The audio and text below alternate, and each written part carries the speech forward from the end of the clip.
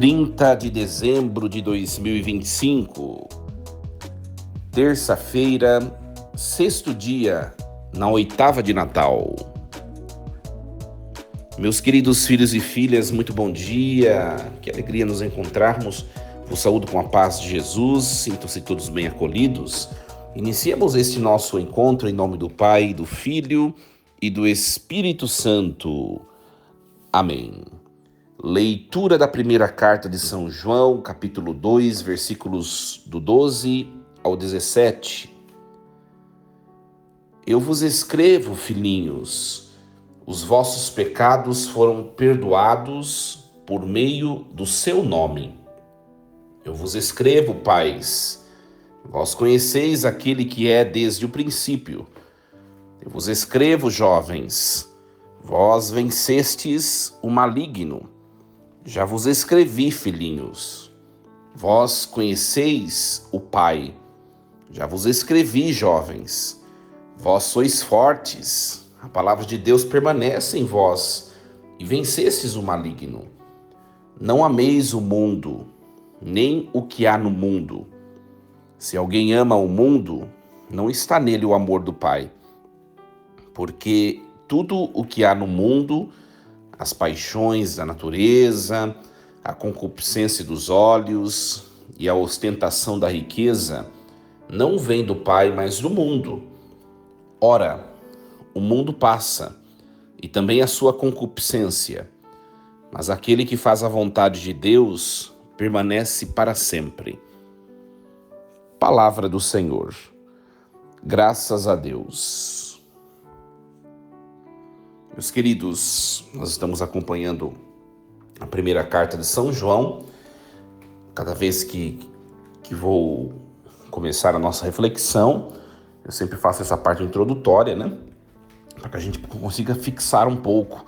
Então, a primeira carta de São João foi escrita mais ou menos no final do século I, né? Quando João escreve. É um texto muito profundo, né? Um texto pastoral muito bonito. E o objetivo da primeira carta de São João, é combater algumas heresias que estão entrando na comunidade joanina, na comunidade cristã joanina, tá? Então aparece temas como temas paradoxais como luz e trevas, o amor de Deus e ao próximo versus o ódio, né? O cumprimento dos mandamentos versus o não cumprimento. Então, é uma carta muito, muito bonita. E hoje nós acompanhamos esse capítulo 2, versículos do 12 ao 17. Após estabelecer os critérios para o verdadeiro conhecimento de Deus, que nós ouvimos ontem, né? Quem conhece a Deus deve fazer o que também? Nós ontem refletimos a tríade, né? Quem conhece a Deus deve cumprir os mandamentos e deve amar o próximo. É uma tríade, né? O conhecer, o obedecer, né, os mandamentos e o amar. Então, após esses critérios, João agora ele se dirige diretamente aos seus leitores, categorizando-os em diferentes estágios espirituais.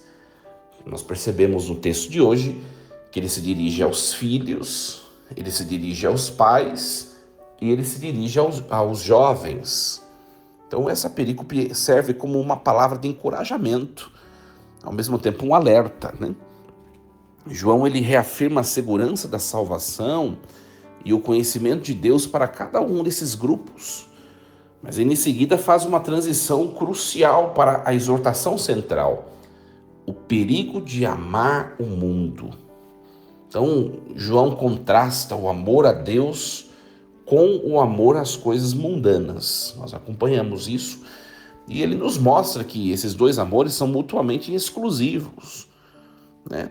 E que a escolha por um implica o abandono do outro. Então, é um chamado claro ao discernimento e à priorização dos valores eternos sobre os valores transitórios, né? Então ele começa o texto assim: filhinhos, Escrevo-vos porque os vossos pecados já foram perdoados por causa do seu nome. Aí ele começa já a se dirigir aos pais. Pais, escrevo-vos porque conhecesses aquele que existe desde o princípio. Jovens, escrevo-vos porque vencesses o maligno. Escrevi-vos, filhinhos, porque conhecesses o Pai. Pais, escrevi-vos porque conhecesses aquele que existe desde o princípio. Jovens, escrevi-vos porque sois fortes, e a palavra de Deus permanece em vós e vencesses o maligno. Então, nós vemos aqui que João inicia essa sessão com uma série de afirmações pastorais e encorajamentos, né? Ele se dirige a esses grupos, que são grupos que estão dentro da comunidade dele, né? Filhinhos, né?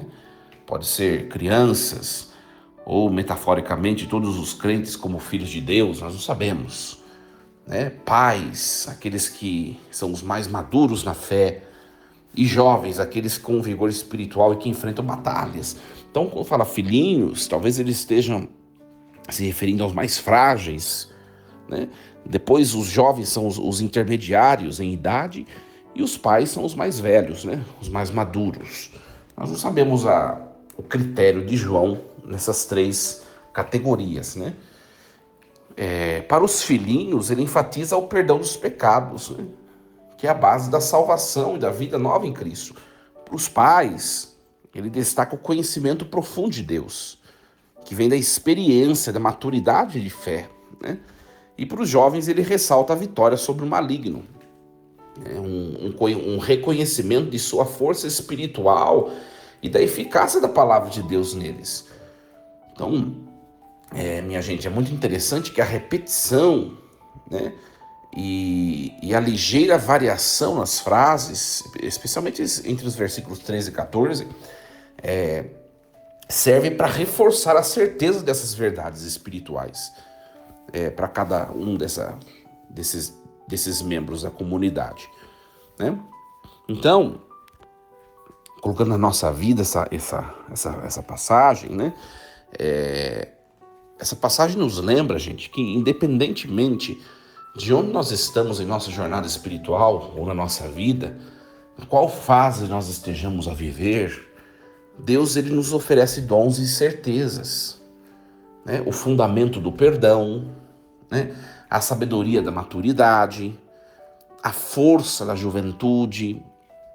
Então é preciso que nós nos percebamos essas três categorias, né? A falta de discernimento e a falta de humildade, de não reconhecer o que nós somos e onde nós estamos, pode fazer com que nós atropelemos a nossa história, né? Por exemplo, nós pegarmos uma pessoa mais madura, né, que tenha mais anos de vida, a pessoa já experimentou muitas coisas na vida, a pessoa já sabe muito mais o que dá certo, o que não dá, já sabe o que vale a pena, o que não vale, do que um jovem, por exemplo, que está começando a sua jornada de sonhos, de labuta nesse momento. É ou não é verdade? E é muito complicado quando, por exemplo, há uma inversão, né? Uma pessoa madura que viveu tantas coisas, mas não aprendeu. E nós vemos isso, né, gente? Nós vemos pessoas que vivem, às vezes tropeçam tanto, mas não aprendem, não mudam de vida. Será que nós não somos estes? Para nós refletirmos, né? Ou jovens, a figura dos jovens, a figura daqueles que estão nos sonhos, correndo atrás dos seus projetos, tá? Mas escuta aqueles que têm mais experiência, para um pouco, reflete, observa a vida daqueles que são os chamados pais aqui no texto de João, ou seja, aqueles que já passaram por isso, né? Era muito bonito antigamente, né? Quando se sentava em torno da mesa, os avós, por exemplo, e as crianças e os jovens, e os avós partilhavam experiência de vida, né? Não sei se vocês já tiveram esses momentos. Eu tive na minha adolescência, né, com a minha avó. e você ouvir histórias, e você ouvir testemunhos e acontecimentos e coisas, isso vai nos edificando. Por quê? Porque estamos aqui para aprender. A cada dia que nós vivemos, nós aprendemos, né, gente? Nós não sabemos tudo. E é muito complicado quando os jovens vivem como se soubesse tudo, né? Quando atendo confissão, por exemplo, que vai ter crisma ou primeira eucaristia, sempre tem esses desabafos dos jovens, né? Padre, tenho dificuldade de compreender meus pais, né? E eu digo sempre a eles, olha, nós temos que... Primeiro você tem que ter uma premissa. Tenha como premissa o seguinte: ninguém te ama, claro, depois de Deus, né, mais do que seus pais. Se seus pais disseram para você fazer X e a sua intenção é fazer Y, vai lá, obedeça, né? Mas padre, não entendo por que os meus pais querem que eu faça X, enquanto eu acho mais plausível, né, fazer Y. E eu digo sempre aos jovens: olha, seus pais têm mais tempo de experiência de vida, de testemunho de vida do que você. Talvez eles enxerguem na sua história o que eles mesmos viveram e não deu certo, né? Procura enxergar as situações da vida com os olhos dele, não com os seus. Pergunte a eles: por que X e não Y? Só para eu entender, né? O que vocês pensam? Quais experiências que vocês têm de vida que eu não tenho e que levam vocês a escolher X e não Y? E aí, quando eu falo assim aos jovens, eles ficam pensando, sabe por quê? Começam a pensar assim, até tem uns que arregalam os olhos. Sabe por quê, gente? Porque não tem diálogo, né? Se não tem diálogo, como é que se passa o testemunho de vida, o aprendizado, como de vida de uma geração para outra se não tem diálogo? E hoje, por causa do celular, e redes sociais e tantas outras coisas, cada vez menos acontece essa transmissão de experiência entre as gerações. Cada vez menos, né? Então, é um texto que nos leva a refletir isso. É muito bonito o texto da carta de São João, né? É claro que aqui João, gente, no fundo, se nós formos ler o texto, pudéssemos ler o texto novamente, João ele está dizendo o seguinte, né? Aqueles que têm mais maturidade na fé precisam ajudar e assegurar os que têm menos a permanecer na verdade. Lembrando mais uma vez vocês que essa carta foi escrita para poupar a comunidade das heresias, das mentiras que estavam entrando na comunidade sobre Jesus Cristo.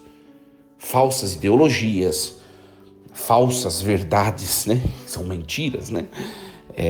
Enfim, então, é claro, quem tem fé mais sólida e convicção da verdade deve ajudar aqueles que são mais frágeis, que são mais suscetíveis às falsas doutrinas. Por isso que fala dos pais, fala dos filhinhos, fala dos pais e fala dos jovens.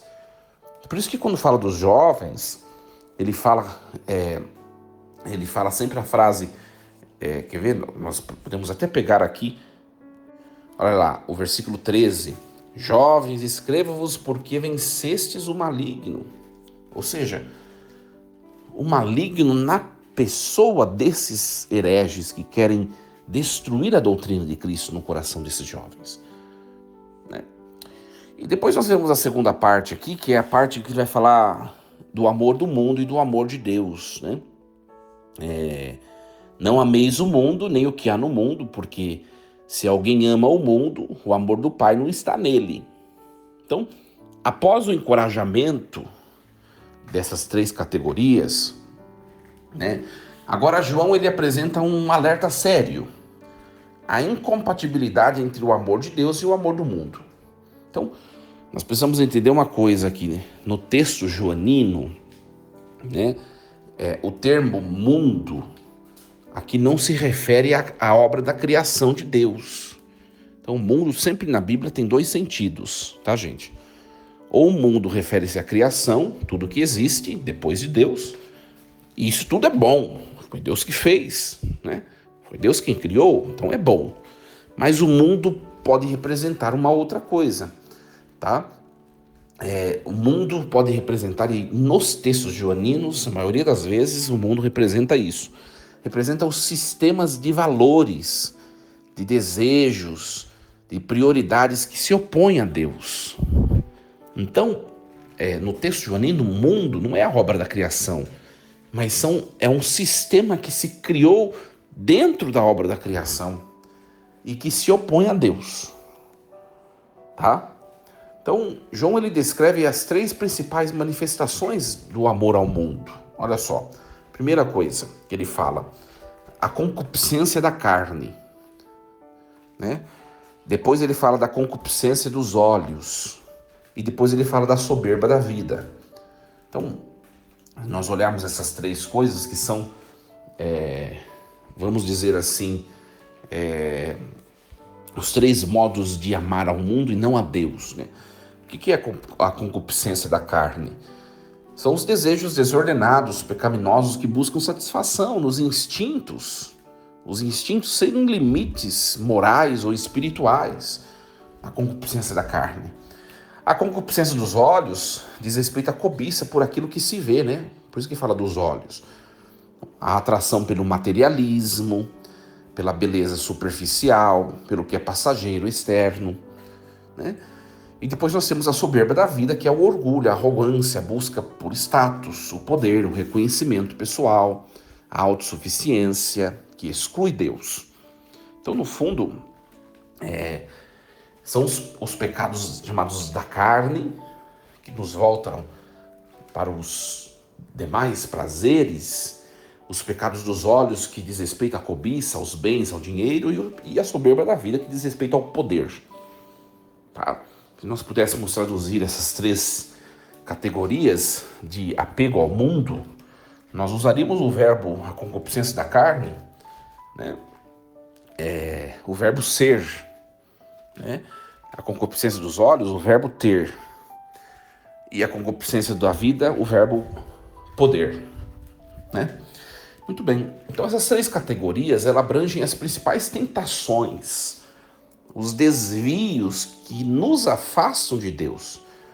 Então, João, minha gente, ele contrasta a transitoriedade do mundo e de seus desejos, né, com a permanência eterna daqueles que fazem a vontade de Deus. O mundo, né, o amor ao mundo, ele é passageiro, leva à ruína.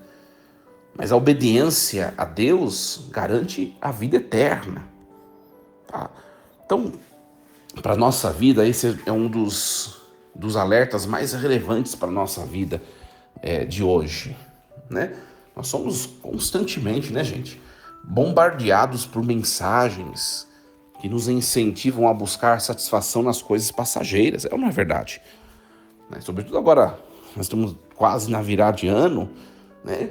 Tenha novos sonhos, novas metas, novas aspirações, não sei o quê. Aí você vai olhar bem, todas as coisas diz respeito a coisas materiais, as coisas do mundo. Ou são prazeres, que é a concupiscência da carne, ou são relacionados a bens materiais, que é dos olhos, ou é a questão de status, de poder, de cargo, que é a questão da soberba da vida, né? Então, poucas vezes nós ouvimos dizer, né, que seja um ano mais cheio de paciência, mais cheio de amor, mais cheio de virtudes, que seja um ano mais cheio de santidade, né? Que seja um ano mais cheio de Deus. Essas coisas a gente não escuta, né? A gente escuta sempre o quê? Não, que seja um ano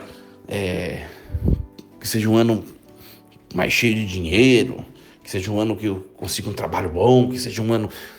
Tudo isso não está ruim, mas a gente tem que tomar cuidado para que isso não seja uma oposição no nosso relacionamento com Deus, né? Então nós somos convidados a examinar onde o nosso coração está realmente, né? O mundo nos oferece muitas atrações, né, gente? Bens materiais, prazeres imediatos, o reconhecimento social, E João nos lembra que se o nosso amor estiver focado nessas coisas, o amor a Deus é comprometido. A questão não é ter bens, não é exercer certo poder e não é gozar das alegrias e dos prazeres que a criação nos oferece. A questão não é essa, porque se Deus nos colocou nesse mundo, é para que nós nos relacionemos com os bens desse mundo. A questão é onde está o nosso amor. Vocês conseguem entender? Né? O nosso amor não pode estar nas coisas do mundo. Essa que é a questão. E é o grande desafio, gente. Né? Chega ao ponto de ser muito desafiador. Né? Tem um exemplo que eu vou usar aqui, que é claro que não é tão assim radical quanto esse exemplo, mas é o que vem na cabeça agora. Chega ao ponto de ser assim, você vai entrar na piscina, mas procure não se molhar muito. Né? Por quê? Porque é desafiador. Como você vai entrar na água e não vai se molhar? Ou seja, tome muito cuidado. Né? Você vai ter tudo para se afastar de Deus, mas que o seu amor esteja em Deus. Por isso, viver nesse mundo, né, um sistema do mundo de hoje, é um grande desafio ser cristão. Para todo mundo, viu, gente? Para todo mundo. As concupiscências e a soberba, né, são armadilhas universais. A concupiscência da carne nos puxa para os prazeres sem limites. Não é só também, claro que de maneira prioritária a questão da sexualidade, mas os demais prazeres da vida. A concupiscência dos olhos nos faz desejar o que os outros têm, a inveja, ou o que é superficial, né? O desejo desordenado pelos bens, a ambição. A soberba da vida nos infla de orgulho e nos afasta da humildade. Então, reconhecer essas tentações nos ajuda a resistir a elas e a buscar uma vida mais alinhada com os valores divinos. Então, em um mundo, né, gente, de constante mudança e efemeridade, né, João ele nos oferece uma promessa de permanência. Tudo que o mundo lhe oferece, é verdade, tudo é passageiro. Não há nada que o mundo ofereça que permaneça, gente. Isso é uma verdade. E quando nós usamos as coisas do mundo, nós temos que ter essa consciência. Porque tem gente que é rico, por exemplo, ou que está bem na vida, que parece que aquilo vai ser eterno, vai passar. Vai passar. Né? Vai passar. Quem tem saúde vai perder. Quem tem afetos vai passar, vai perder. Quem tem bens, os bens vão caducar, vão envelhecer, vão apodrecer, vão estragar. Se a gente for olhar tudo que o sistema do mundo nos oferece, como prazeres, como realização humana, tudo passa. Muito interessante isso, tudo passa. Mas João nos convida à permanência. Então nós temos que estar, nos valores de Deus, que são as coisas que são eternas. A vontade de Deus tem uma vida que transcende o tempo. Então isso nos motiva a investir em valores que duram, em relacionamentos que edificam, em uma fé que nos conecta ao eterno. Não esqueçamos, eu vou encerrar porque o tempo já delongou muito, nós somos criaturas de Deus, nós estamos neste mundo para vivermos aqui da melhor maneira possível. E Deus nos promete uma vida de alegria.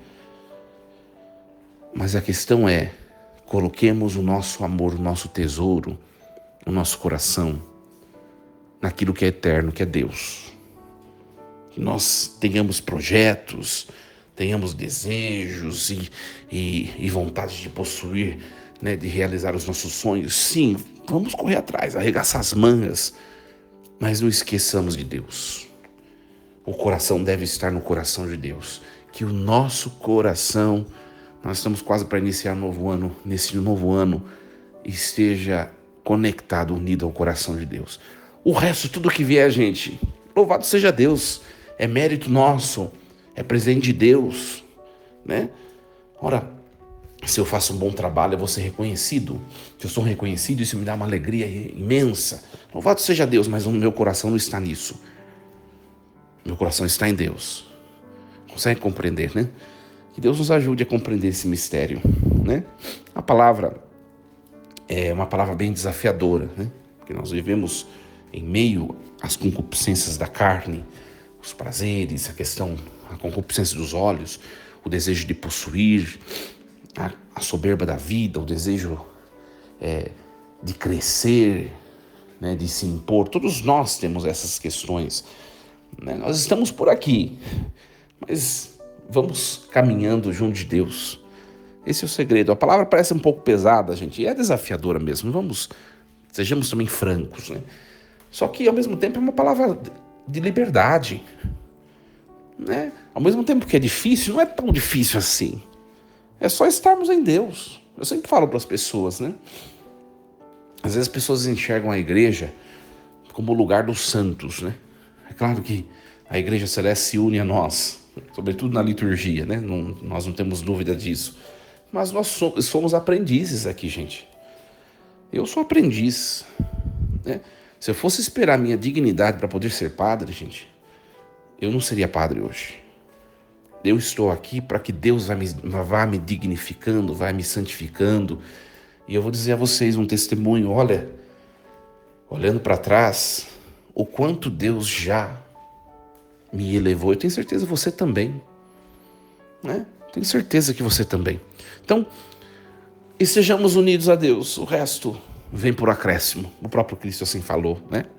Muito bem, queridos. Desejo a vocês um excelente dia, com muita paz, saúde, uma excelente terça-feira. E vivamos intensamente ao penúltimo dia deste ano de 2025, hein? Olha, o tempo está passando muito depressa, né, gente? Quem vive só para as coisas do mundo acaba perdendo oportunidade de se envolver as coisas de Deus, né? Nós temos que ser tudo, né? Viver aqui, viver bem, mas não deixar de ser de Deus. Força e coragem, em nome do Pai, do Filho e do Espírito Santo. Amém. E lembremos-nos sempre, Deus está no comando de tudo.